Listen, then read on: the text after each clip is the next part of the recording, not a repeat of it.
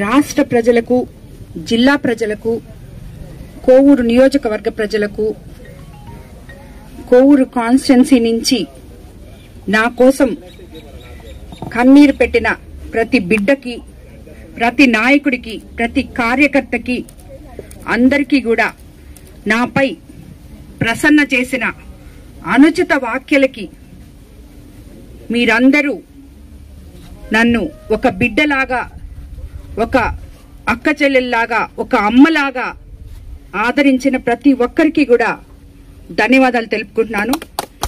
అదేవిధంగా ముఖ్యమంత్రి చంద్రబాబు నాయుడు గారికి, లోకేష్ బాబు గారికి, పవన్ కళ్యాణ్ గారికి, రాష్ట్ర మంత్రులకి, సహచర ఎమ్మెల్యేలకి, ఎంపీలకి, ప్రతి ఒక్కరూ నా కోసం పడ్డ శ్రమ, నాతో నా బాధని పంచుకోవడానికి వాళ్ళు చేసిన కష్టం,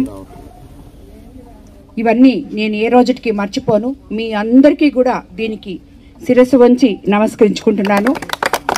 ఇలాంటిది ఇంకొక మహిళకి జరగకూడదు. ఇలాంటి రాజకీయ నాయకుల్ని, చీడపురుగుల్లాంటి ఇలాంటి రాజకీయ నాయకుల్ని ఏరి ప్రజలే, కార్యకర్తలే పక్కన వేయాలని చెప్పి నేను మిమ్మల్ని అందరినీ కూడా కోరుకుంటున్నాను. ఈ కార్యక్రమం ఒక మహాయజ్ఞంలాగా తలపెట్టిన మన ముఖ్యమంత్రి చంద్రబాబు నాయుడు గారు ఈ 10 రోజుల నుంచి సక్సెస్ఫుల్గా దీన్ని నాయకులు అందరము ముందుకు తీసుకెళ్ళాలి అనే ఒకే ఒక కారణంతో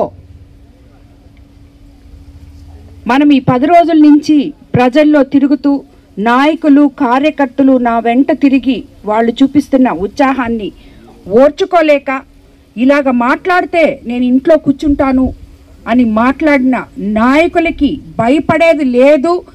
నా అండ కార్యకర్తలు, ప్రజలు, కోవూరు కాన్స్టిట్యున్సీ ప్రజలే నాకున్నారని చెప్పి నిరూపించడానికే ఈరోజు నేను తిరిగి ఈ డోర్ టు డోర్ క్యాంపెయినింగ్కి ఇక్కడికి వరిని దండగట్టుకి రావడం జరిగింది.